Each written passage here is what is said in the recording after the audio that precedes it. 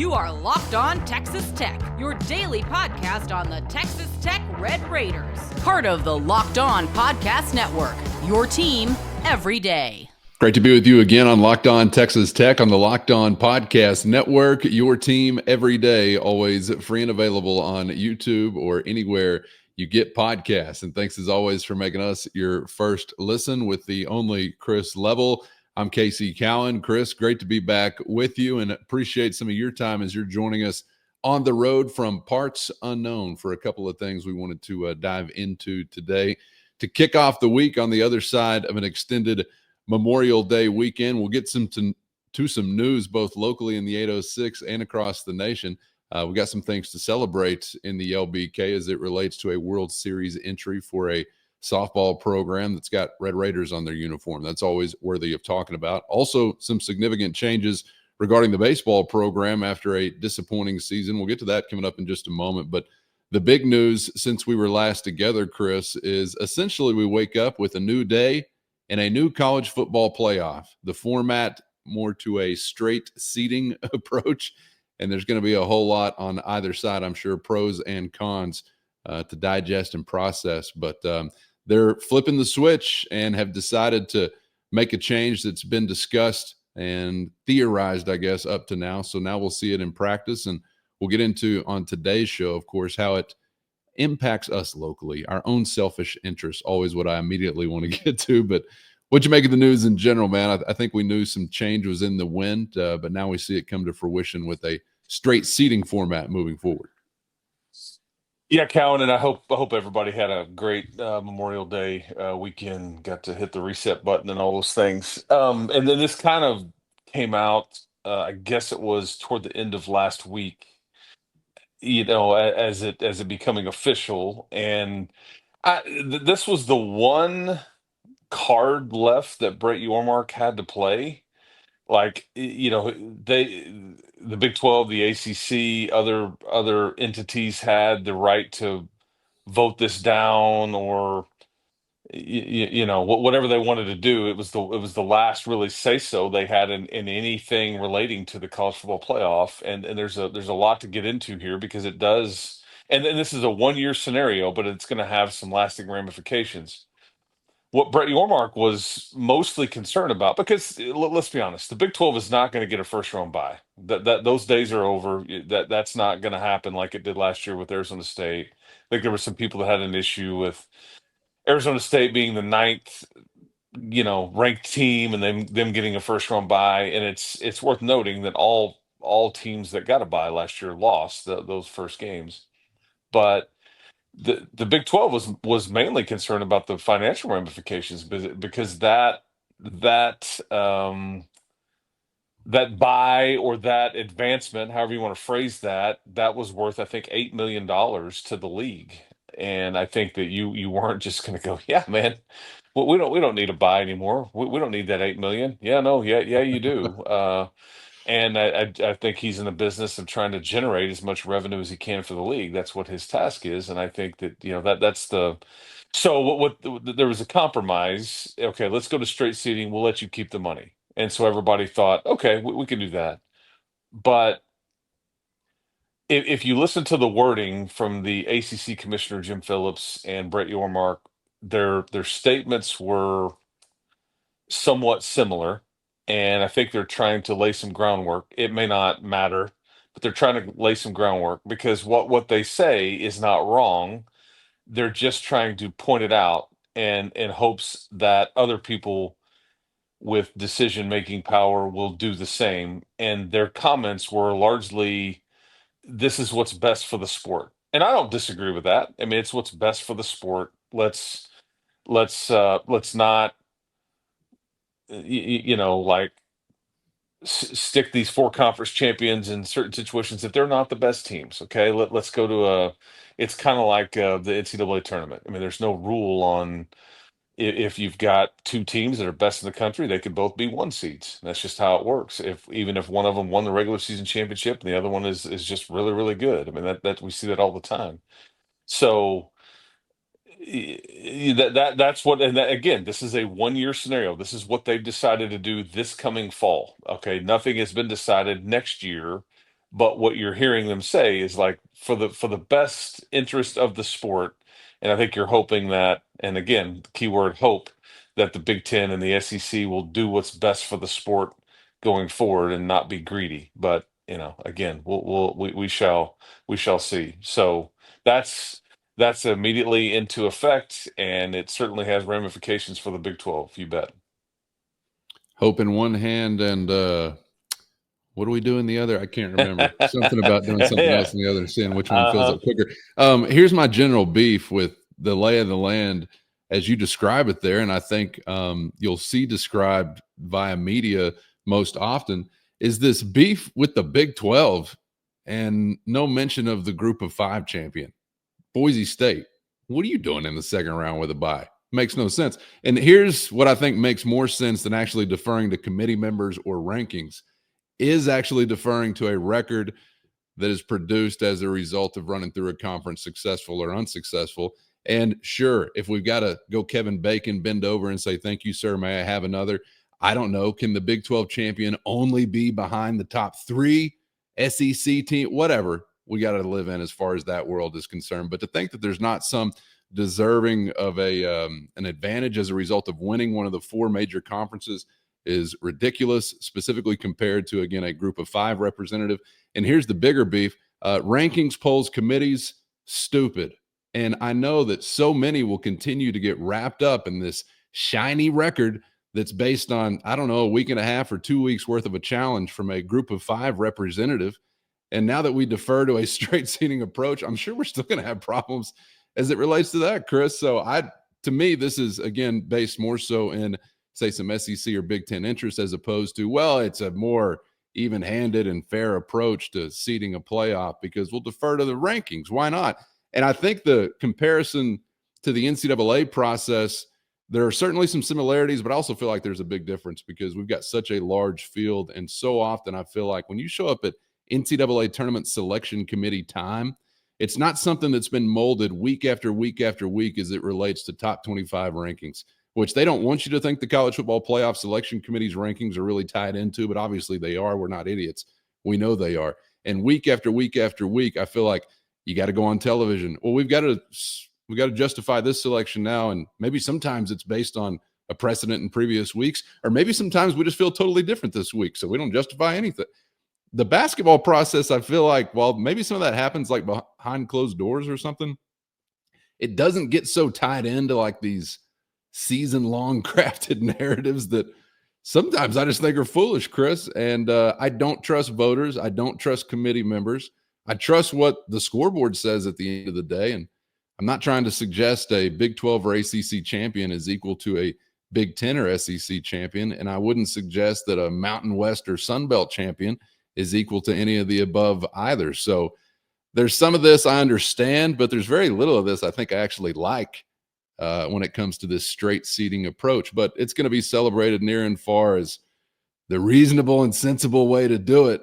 Yet meanwhile, we're just going back, I think, more to putting things in the hands of voters, ranking pencil pushers, if you will, from across the nation. So I'm sure opinions will be widespread on that. But does that make sense? I fear that we're still going to get back into the, well, here's a shiny record from so-and-so. And I don't remember what they did in September, but hey, I remember what they did in October. You know what I'm saying? We've been through this time and time again. Yeah, because I think this puts more power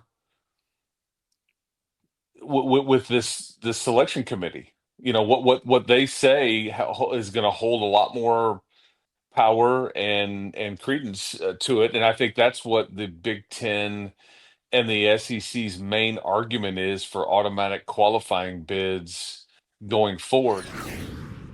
First, today's episode brought to you by Monarch Money. Ever check your bank account and wonder, where did all the money go? Between dining out, online shopping, and entertainment, it can be easy to lose track. That's where Monarch Money comes in, your personal CFO, giving you full visibility and control over your finances. Monarch Money isn't just a budgeting app, it's a complete financial command center. You can track all your accounts, investments, and spending in one place, so you stop just managing your money and start building wealth. You're going to love the all-in-one convenience. Instead of juggling multiple apps, you can use Monarch to check your finances, track spending, and even plan long-term goals. So take control of your finances with Monarch Money today. Use our code LOCKEDONCollege at monarchmoney.com for 50% off your first year. That's monarchmoney.com and our code LOCKEDONCollege for half off your first year.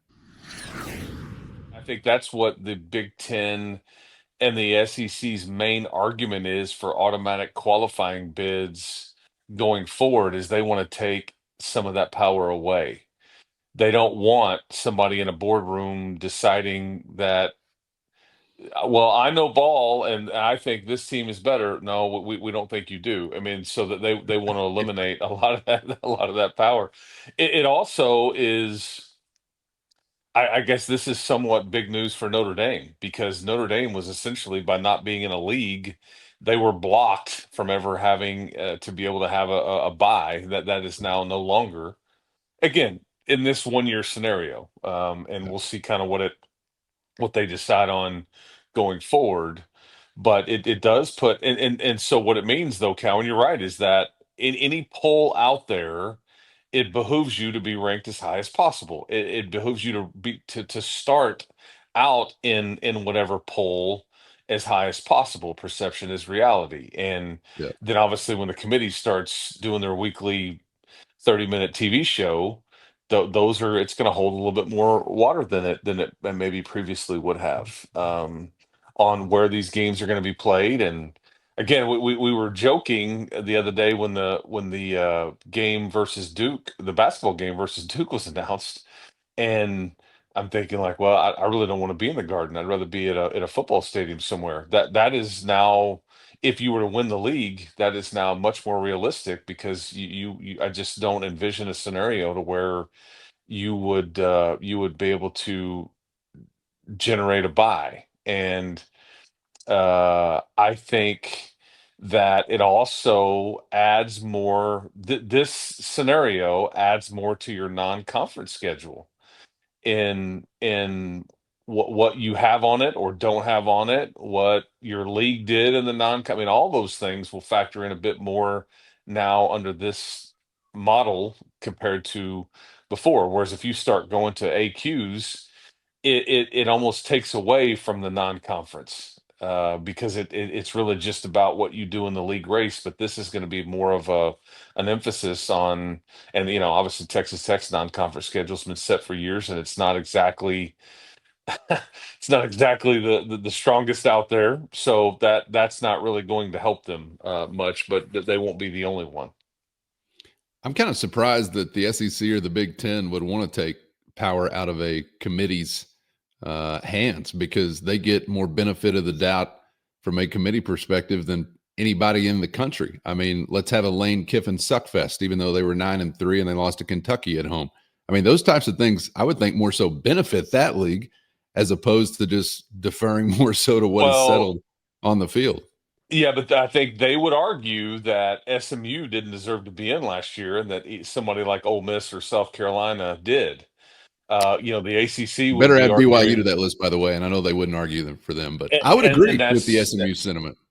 yeah, and that's fair on the BYU. I mean, everybody had a gripe about one of their teams or a couple of their teams, and I don't know if the Big Ten necessarily did, but certainly BYU would have been one for the Big 12. I think Miami and SMU were kind of on the fringe last year. SMU got the nod, and then obviously in the SEC, I think Lane Kiffin was fairly outspoken, and South Carolina was right there on the fringe. Obviously, Alabama was as well. So that's why I think there's some interest here in some AQs and then these at large, because where are those at large going to go? I mean, you're not going to get them. I say you as the Big 12 conference. So, but that's that they still, it wasn't enough, and so that they do get some benefit of the doubt, but they would argue that they did not get that benefit last year, so they want to take that power away from these people that set up shop at the Gaylord right here in the Metroplex and sip coffee and have the buffet and watch ball and make these decisions, and largely control the sports postseason. So it sounds like that a hill has gotten steeper to climb for those in the Big 12 conference or here in the 806? Well, for this year, I do think if we're talking the goal is to win the whole thing, yeah, I think that's probably fair. You're going to have to play one more game. Now, maybe that game is a home game. It's again, this is going to be difficult for anybody to win it. But this is about this is about easing the situation depending on what your league you're in, or making it more difficult depending on what league you're in, and kind of greasing the wheel. But yeah, I think if the goal here, and that's what most people set out to do, is win the whole damn thing, right? You want to win a national championship. If you're in the Big 12, but I think it became slightly a bit more difficult for you. Yes, although, like I said, having said that, the all the teams that had a bye last year lost. All four of them. It was 0 for 4, and we'll see if that holds. But you do have to play an extra game now. You're going to have to deal with potential injuries that come in that game. Just one more landmine to try to maneuver your way through. We've got to remember that 50% of those losses included a group of five representative that was playing, I think, their second game with the pulse of the year. That's not really fair to them. And then also one of, well, it was Arizona State that got jobbed. So we got to remember the jobbing and that loss also to benefit the University Fair. of Texas. Breaking news. So I just wanted to make sure that the record would reflect the reality of Yeah. those situations. All right. Well, we're just at the beginning of kind of processing this, and it is kind of interesting too. It's just a trial period. We got a free 12-month trial, and we'll run it back on the other side and decide if we want to continue some things in similar ways, or maybe we'll just turn the table over again and upset the apple cart. We can't keep apple carts. That's why we can't have nice things, nice apple carts. At least we're always turning them over, but makes for some entertaining and interesting conversation all the while. So I'd love to hear from you guys in the YouTube comments as to how you're feeling about this. Texas Tech perspective based or otherwise, or shoot us a text if you're in the Matador Mob. Speaking of the Red Raiders and happenings back here in the 806, we got to get to the diamond, Chris. And we are running the spectrum here of emotions as it relates to some diamond tide news. First, I'd like to go to celebratory mode. The Red Raider softball program qualifying for the College Softball World Series. It's all uncharted territory following their entry into a super regional for the first time. We're going to continue to say this for the first time, that for the first time, and now we're saying for the first time they're headed to the College Softball World Series. And then we'll get to some change for Tim Tadlock's program as you got to change with his pitching coach. So take it whichever direction you want it, man. But some interesting happenings, to say the least, as it relates to those two programs.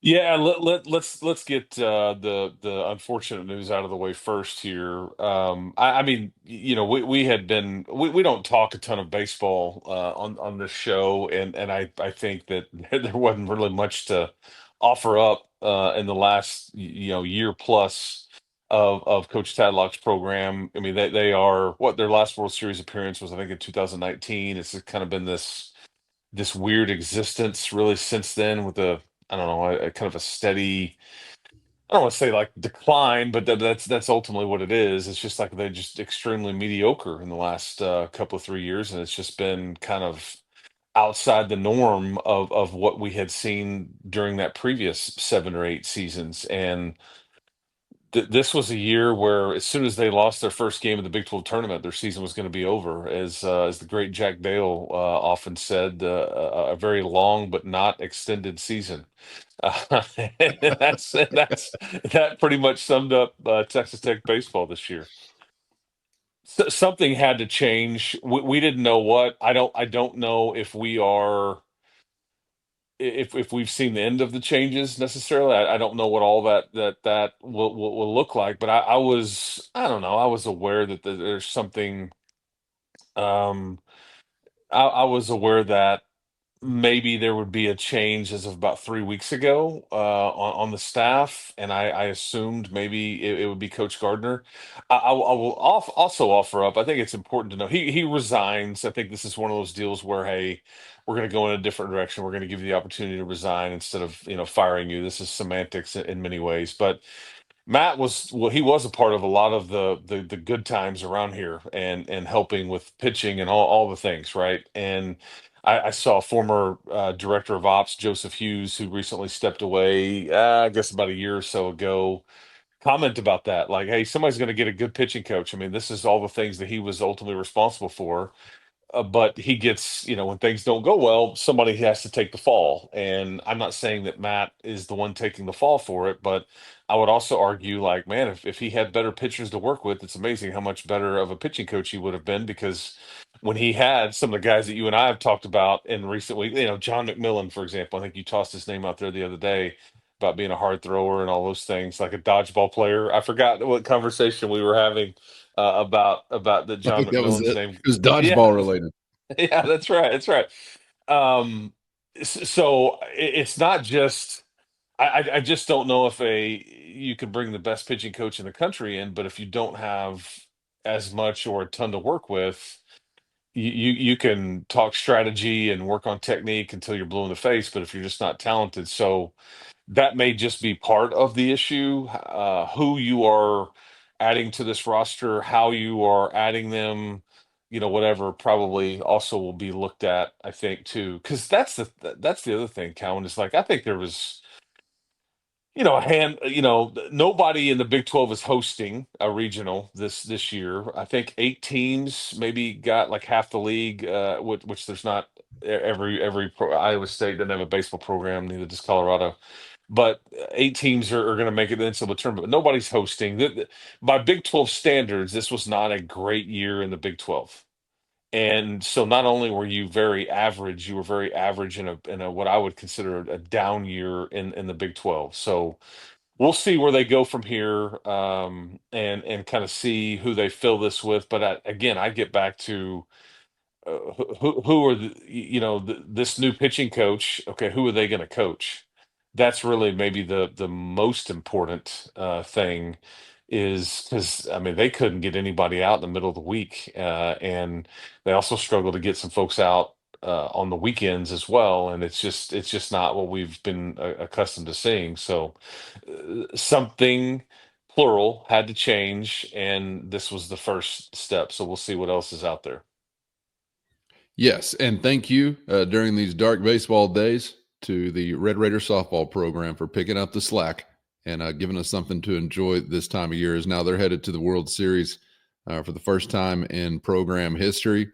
Light, quick, and easy work in Tallahassee, Florida. We knew it was going to go that way, right? I'm sure we had it scripted just like that, Chris, as they dispatch of the Seminoles. Man, that was a lot of fun to watch. And it's got to be just, look, it's fun to do it in front of your home fans. It was fun to see Rocky Johnson field hopping not too long ago, but there's something sweet about going to somebody else's house and just keeping them quiet pretty much the whole way through. Yeah, I mean, I have watched more Texas Tech softball in the last, say, 3 or 4 weeks than I obviously ever have in my existence, and for good reason. They've been on national television. They are legitimately good. It's entertaining to me. It's very fast paced, and you've got the best player in the country on your team. So that's a nice little combo to sign up for and to watch. And it's just the time of year where you're looking for some entertainment, and they have provided it. And you went to Florida State and you beat them two straight.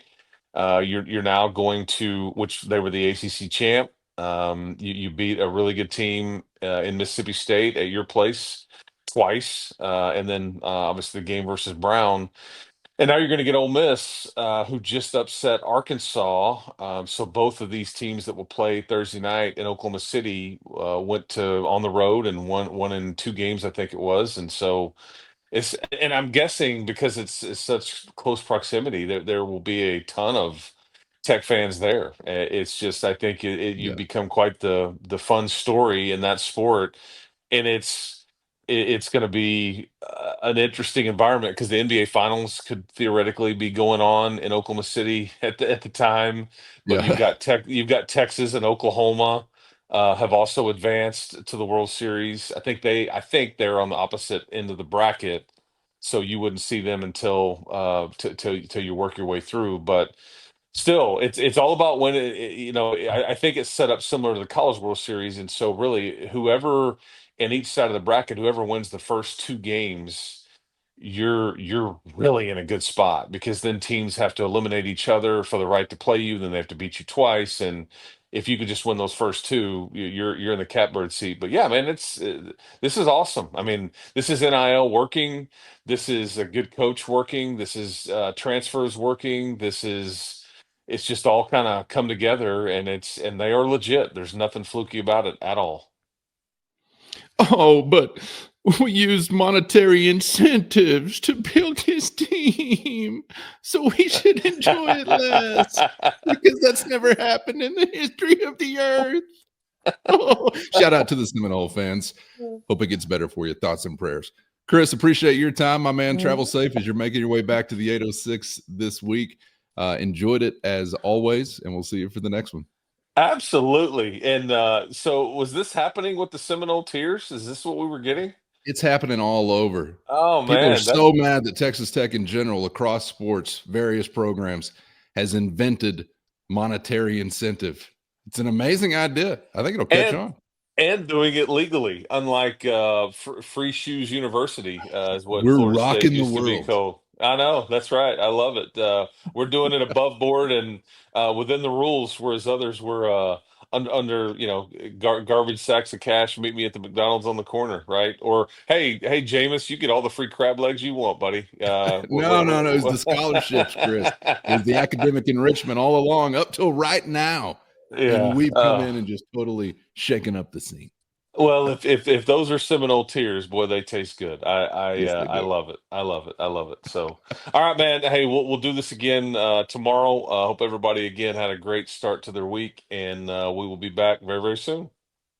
Yes, sir. Appreciate you guys for being out there, and gals as well. Get subscribed on YouTube or anywhere you get podcasts so you never miss a thing. Thanks to the everydayers for always riding along, and shout out to the Matador Mob. Hit the show notes and find a link to a free 14-day trial if you're interested in joining that crew. That's your direct line to Chris and myself with one-on-one text sent straight to your phone. For Chris, I'm Casey. Thanks as always for the time, and we hope to see you back for the next round on Locked On Texas Tech.